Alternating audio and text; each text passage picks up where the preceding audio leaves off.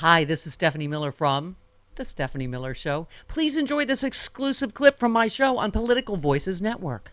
Nothing he does really surprises me. This is the same guy that gave surveillance video to Tucker Carlson.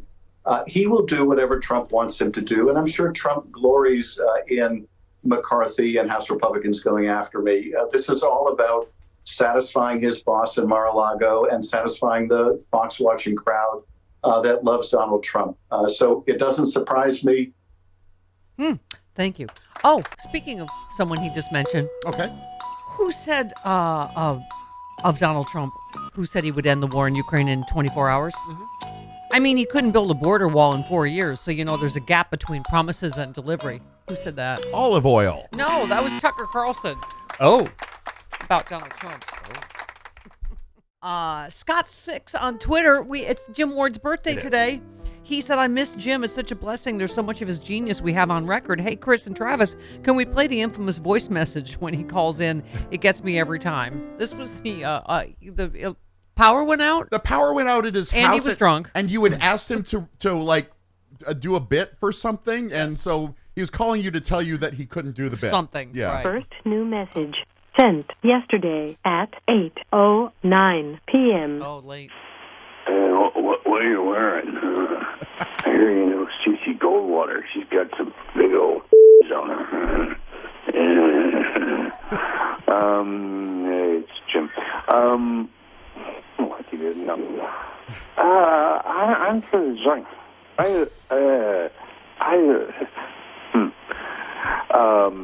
We've got the power outage here, and now so my computer does not work.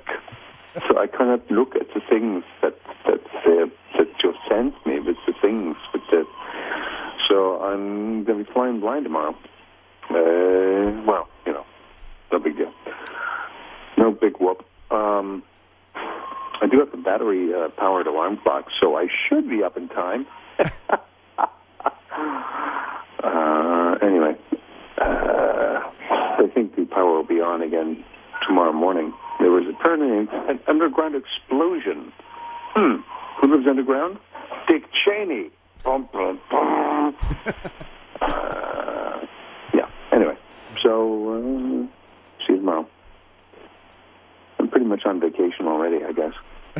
All right, bye. Hi there. Hello. How are you? End of message. That was an impression of you at the end. Yeah, because that's what that's how I. Wow, we got impressions, a conspiracy theory. Oh, yeah, we got it. That call had everything. That was Jim Ward wrapped up into one package. A magic that is Jim Ward. Okay. By the by, I didn't get to talk to Frank about AI because I'm like, could our nightmare get worse? He tweets, Trump has shared AI-generated content with his followers on social media. Yeah. AI presents political peril for 2024 with a threat to mislead voters. I mean, oh my God, 2016 on steroids, right? Mm-hmm. I mean, we saw the Blumenthal speech, right? No. Blumenthal had AI write and read a speech as him. Oh, no. Yeah. It was not him. He played it before. His opening remarks was man. an AI speech that was generated to sound just like him, Hang and on. you could not tell the difference. It was terrifying. Google radio personality, lesbian eye injury, see what comes up. Nothing yet. Okay. We could replace you with AI, though, soon. We could. Yeah. Frank also tweeted about the 21-year-old Air National Guardsman charged in the leak case was preparing for race war, adhered to anti-Semitic, anti-black, white power beliefs. One thing I didn't have time because we always have, there's only so much to talk to Frank about. The one thing I did not have time to push back on, I get, we've been talking about the right-wing violence, which, even the FBI says is our number one threat is right-wing white supremacist violence. He did bring up the Steve Scalise shooting, which I understand that people will, but again, first of all, proportionally, it is 99% of it is right wing, right? And I hate to say it, but Carlos Alzraki said this. Sometimes the far left, I don't even know how to say that, can be as unhelpful as the far right. And I'm sorry, this was a Bernie or die guy who but the key thing is who Bernie disavowed. Right. Bernie disavowed this. Bernie's never incited violence. These are the kind of like Bernie dead enders we were talking about that I just think you cannot say again, both sides do it. 99% of the violence, as even Chris Wray testified, is right wing. So this is what right-wingers tend to do, is bring up the Steve Scalise, the baseball field shooting, as if both sides are equal. And they are not in any universe equal. Right. Okay. So Marjorie Taylor Greene is proposed impeachment for Biden yesterday. On what grounds? What grounds? Greg Sargent tweeted, "Let's be clear. Marjorie Taylor Greene and other Republicans are desperately hoping for a surge in migrants after Title 42. Now that hasn't happened, they're simply pretending that it has. Yeah. Greene even timed her impeachment clown show to this invented surge. They do not let facts stand in their way of anything." Do we have, 16. Dear Jesus, here we go. Biden has blatantly violated his constitutional duty, and he is a direct threat to our national security. Therefore, Joseph Robinette Biden is unfit to serve as the President of the United States and must be impeached. Out in the real world, where American taxpayers live, employees are fired when they are corrupt or aren't adequately serving their employer or purposely destroying a company.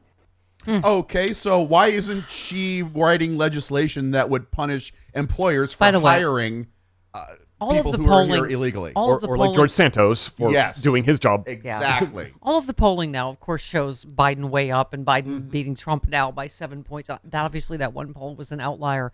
I'd be curious, what percentage do you think of the American people think Biden should be impeached for anything? I mean, it's just, they're such extreme, just fringe lunatics at this point. I would imagine most people would say, for what? If you said, Marjorie Taylor Greene wants to impeach the president. And here's her talking about the... We're going to do this again for French. Scary black man, Jamal Bowman. Yeah. I was swarmed. It's all on video. Everyone can see this. But I will tell you what's on video is Jamal Bowman shouting at the top of his lungs, cursing, calling me a calling me a white supremacist, which I take great offense to. Do you? That is like calling a person of color the N-word, which should never happen. Calling me a white supremacist is equal to that, and that is wrong. Is it? We will, you know what? Yeah, we'll chat with Frangela about whether that's exactly the same as the N-word, particularly when you are a white supremacist and hang out with all white supremacists and people who identify as, Nazis. Yeah, and did you watch the video? Yeah, She was yucking it up and smiling the whole time. Yes. Don't tell me that he was yelling. Yeah. There was no cursing. There was no... This is their latest boogity boogity black. Ooh, Yeah. And he's then- black, aggressive black man. Yeah. This one. Yeah. Oh, this one. Yeah. Hang on. On the Capitol steps yesterday, he was the one that approached me. Even CNN reported that. Yelling, shouting, raising his voice. He has aggressive, his physical mannerisms are aggressive. And he just recently shoved Thomas Massey just outside the House chamber. I think there's a lot of concern about Jamal Bowman. So, and I am concerned about it. I feel threatened by him. Oh my God. This is someone who was literally ejected from her committees for threats. Yes. Against, I can't even remember now. Following Pelosi, David Hogg around? Right. But I mean, other members of Congress, including Pelosi. Are you kidding? Really? There's concern about Jamal. I think there's a little concern about you. Particularly, you asked for a pardon when you were in office for a day for January 6th. I mean, give me a break. How would you like that? And by the way, what's his name? Clay Higgins is the one that actually shoved, and we saw that on tape. Forcefully picked up and moved. Yes, Jamal Bowman did not physically shove anybody. She's such a liar. Oh, my God. Also, how would you like that face an inch from yours?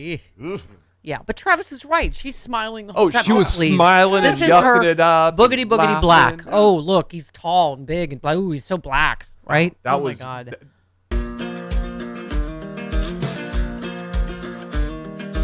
Republicans say they won't cut Social Security, Medicare, or Medicaid. But can honest, hard-working middle-class Americans really believe what these politicians say?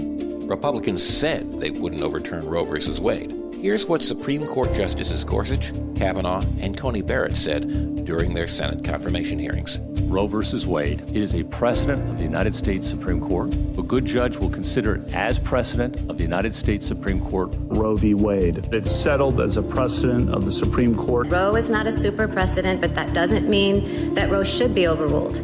Well, we saw how that turned out. They played us for fools. Tell your elected officials to keep their hands off of our Social Security and health care benefits. Fool me once. Let Majority Rule was responsible for this message. LetMajorityRule.org is a project of the Marvin Lucas Super PAC, which is responsible for and paid for this ad and is not affiliated with or authorized by any political campaign or candidate or candidates committee.